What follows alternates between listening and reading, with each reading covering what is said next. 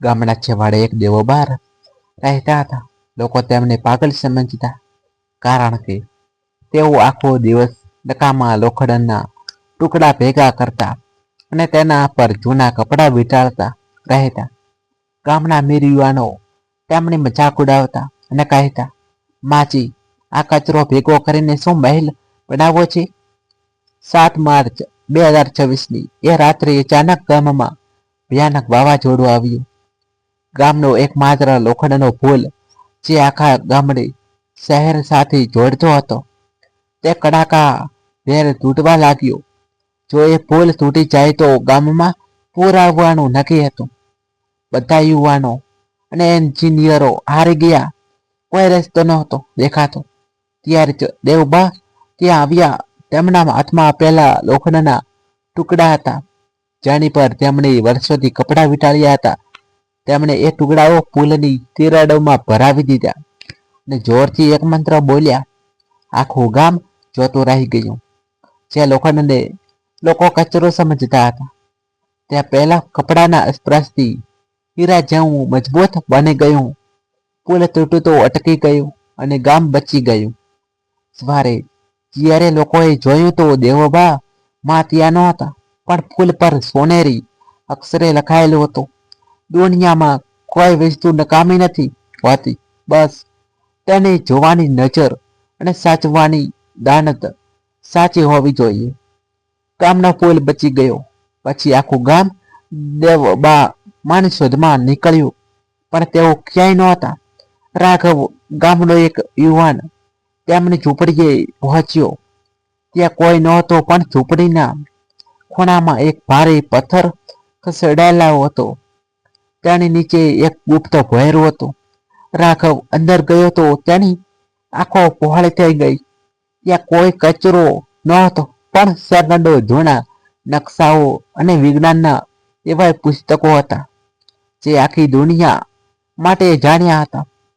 ભોંયરાની વચ્ચે એક જૂનો ફોટો હતો, જેમાં દેવબા માં એક યુવાન વિજ્ઞાની તરીકે વિદેશની કોઈ મોટી લેબમાં ઊભા હતા. ત્યારે જ અંધારામાંથી વાચ આવ્યો, બેટા, અચરજ પામવાની જરૂર નથી. દેવબા માં ત્યાં જ ઊભા હતા. તેમણે રહસ્ય ખોલ્યું કે 80 વર્ષ પહેલા તેઓ દેશના સૌથી મોટા એન્જિનિયર હતા. પણ જ્યારે તેમણે જોયું કે લોકો વિજ્ઞાનનો ઉપયોગ માત્ર વિનાશ અને પૈસા માટે કરે છે, ત્યારે તેમણે પોતાનું મોત ફેક ખોટું જાહેર કર્યું અને ગામમાં આવીને રહેવા લાગ્યા. તેમણે સમજાવ્યું, મેં જે લોખંડ પર કપડાં વીંટાળ્યા હતા, તે ખરેખર તો એક ખાસ કેમિકલ હતું જે લોખંડના પરમાણુઓને જોડી દે છે. લોકો મને પાગલ સમજતા રહ્યા, પણ હું તો માત્ર મારા ગામની આવનારી મુસીબત માટે તૈયાર કરતી હતી. પણ અસલી ટ્વિસ્ટ ત્યારે આવ્યો જ્યારે દેવબા માએ રાઘવને એક જૂની પેટી બતાવી અને કહ્યું, આ પુલ તો માત્ર શરૂઆત હતી. અસલી આફત તો હજુ પરમ દિવસે આવવાની છે. ભોંયરાની વચ્ચે રાખેલી એ પેટીમાં કોઈ સોનું કે દાગીના નહોતા, પણ એક પ્રાચીન યંત્ર હતો જે હવામાં ઉર્જાને પકડી શકતું હતું. દેવબા માએ રાઘવને ગંભીરતાથી કહ્યું, બેટા, પરમ દિવસે ગામની જમીન નીચે રહેલું એક મોટું દબાણ ફાટવાનું છે. જો આપણે આ યંત્રોને ગામના મંદિરે નહીં પહોંચાડીએ તો આખું ગામ જમીનમાં ગરકાવ થઈ જશે. પરંતુ આ વાતની જાણ ગામના લાલચુ સરપંચને થઈ ગઈ હતી. તેને લાગ્યું કે માછી પાસે કોઈ ખજાનો શોધવાનું મશીન છે. તેણે રાત્રિના અંધારામાં પોતાના ગુંડાઓ મોકલીને દેવબા માની ઝૂંપડીને ઘેરી લીધી. ગુંડાઓએ રાઘવના હાથમાંથી પેટી છીનવી લીધી અને માજીને ધક્કો માર્યો. સરપંચ અટહાસ્ય કરતા બોલ્યો, માજી, હવે આ ખજાનો મારો છે. તમે ભલે વૈજ્ઞાનિક હો, પણ આ દુનિયા તો શક્તિ ને પૈસાથી ચાલે છે. ત્યારે દેવબા માં શાંતિથી ઊભા થયા ને બોલ્યા, સરપંચ, તે જે પેટી ખોલી છે તે ખજાનો નહીં, પણ તારી વિનાશની ઘંટડી છે. આ યંત્ર માત્ર સુંદર મનવાળાના સ્પર્શથી ચાલે છે. લાલચુના હાથમાં તે વિસ્ફોટ બની જાય છે. જેવા સરપંચે પેટી ખોલવાનો પ્રયત્ન કર્યો, તેમાંથી લાલ લાઈટો ઝબકવા લાગી, આખું ભયરું ધ્રુજવા લાગ્યું. બહાર આકાશમાં કાળા વાદળો ઘેરાવા લાગ્યા અને જમીનમાંથી ગર્જનાઓ સંભળાવા લાગી. જેમ સરપંચે પેટી ખોલવા માટે જોર કર્યો, તેમ યંત્રમાંથી નીકળતો લાલ પ્રકાશ આખા ભોયરામાં ફેલાઈ ગયો. જમીન નીચેથી કોઈ કદાવર પ્રાણી ગર્જના કરતું હોય તેવા અવાજો આવવા લાગ્યા. સરપંચના ગુંડાઓ દરાના માર્યા ભાગવા લાગ્યા, પણ સરપંચની લાલચ તેને ત્યાં જ જકડી રાખતી હતી. ત્યારે જ દેવબા માએ રાઘવને ઈશારો કર્યો. રાઘવે જોયું કે માજીના હાથમાં એક નાનકડું સ્ફટિક ક્રિસ્ટલ હતો. માજીએ બૂમ પાડી, સરપંચ, હજુ પણ સમય છે, આ પેટી છોડી દે. આ ખજાનો નથી, પણ આ પૃથ્વીના પેટાળમાં ભરાયેલી ઝેરી ગેસને બહાર કાઢવાનું સુરક્ષિત યંત્રો છે. જો આ પેટ ખોટી રીતે ખુલશે તો આખું ગામ સૂતેલું જ રહી જશે. પણ સરપંચે સાંભળ્યો નહીં.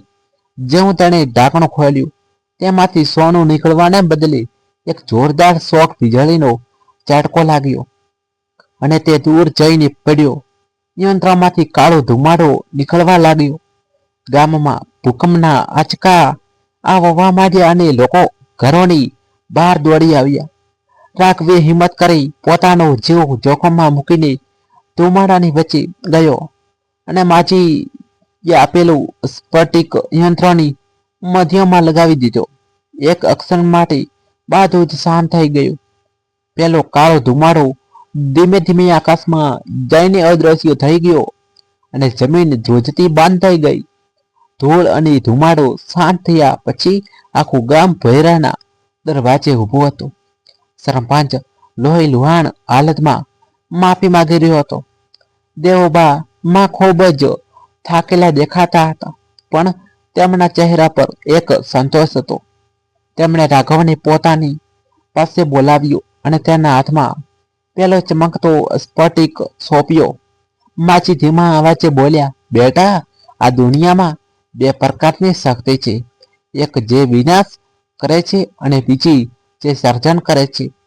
વિજ્ઞાન જો લાલચુના હાથમાં જાય તો તે રાક્ષસ બની જાય છે, પણ જો તે તારા જેવા નિસ્વાર્થ યુવાનના હાથમાં હોય તો તે ભગવાનનો આશીર્વાદ છે. તે રાત્રે માજીએ રાઘવને વચન આપ્યું કે તેને એ બધી જ વિદ્યા શીખવશે જે તેમણે વર્ષોથી છુપાવી રાખી હતી. બીજે દિવસે સવારે જ્યારે સૂરજ ઉગ્યો ત્યારે લોકોએ જોયું કે દેવબા મણ ઝૂંપડીની જગ્યાએ એક વિજ્ઞાન કોટરી બની ગઈ હતી.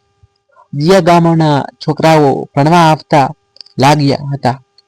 દેવબા માં હવે પાગલ નહીં, પણ ગામના રાજ્યમાં ગણાતા હતા. તેમણે સાબિત કરી દીધું કે ઉંમર ભલે ગમે તે હોય, પણ જો તમારામાં રાષ્ટ્ર અને સમાજ માટે કંઈક કરવાની તમ્રતા હોય તો કુદરત પણ તમારી શક્તિ બનીને ઊભી રહે છે. જેમ જેમ દિવસો વીતતા ગયા, રાઘવ દેવબા માં પાસેથી એ અંધભૂત વિજ્ઞાન શીખવા લાગ્યો. પણ એક રાત્રે રાઘવના મનમાં વિચાર આવ્યો, જો આ સ્ફટિકથી આટલી મોટી શક્તિ મળી શકતી હોય તો શું હું આખી દુનિયા પર રાજ ન કરી શકું? તેના મનમાં લાલચનો એક નાનકડો અંકુર ફૂટ્યો.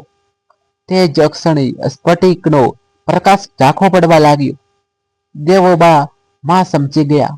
તેમણે રાઘવને પાસે બોલાવીને શાંતિથી કહ્યું, બેટા, આ સ્ફટિક તારી લાલચને ઓળખે છે. જે દિવસે તું તારા સ્વાર્થ માટે વિચારશે તે દિવસે આ શક્તિ તારો જ વિનાશ કરશે. સાચો રક્ષક એ છે જે શક્તિ હોવા છતાં તેનો ઉપયોગ માત્ર જરૂરિયાત સમયે જ કરે. રાઘવને પોતાની ભૂલ સમજાઈ ગઈ. તેણે રડતી આંખે માફી માંગી અને માજીના કહેવા મુજબ એ સ્ફટિકને ગામના જે જૂના પુલના પાયામાં ઉડે દાટી દીધો. માજીએ આશીર્વાદ આપ્યા કે હવે આ પુલ અને આ ગામને ક્યારેય કોઈ મુસીબત નહીં નડે, કારણ કે તેના પાયામાં નિસ્વાર્થ જ્ઞાન દટાયેલું છે. દેવબા માએ છેલ્લો શ્વાસ લેતા પહેલા રાઘવને કહ્યું, હવે તું આઝાદ છે, પણ યાદ રાખજે, તારા હાથમાં રહેલી કલમ એ આ સ્ફટિક કરતા પણ વધુ શક્તિશાળી છે. ભણજે અને ભણાવજે, એ જ સાચો ચમત્કાર છે.